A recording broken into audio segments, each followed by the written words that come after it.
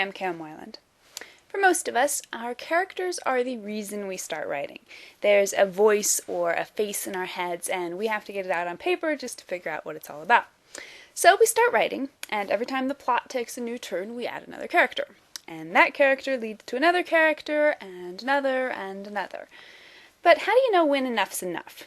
In short, how many characters are too many?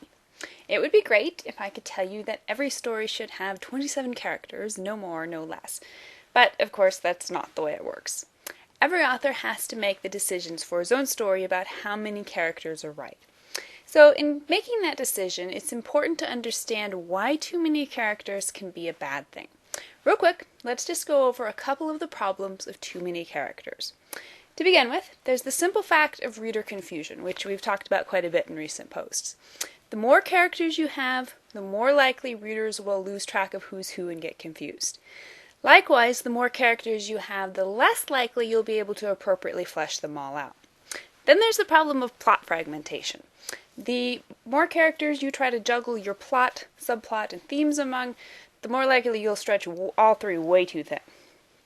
So, evaluate your cast of characters and try to figure out the purpose of each person in the story.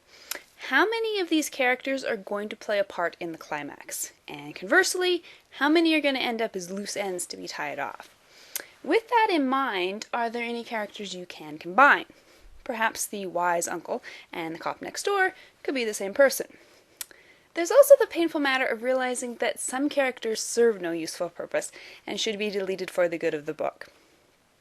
Lush casts are fun for both authors and readers, but the more streamlined your cast, the tighter and more powerful your story is likely to be.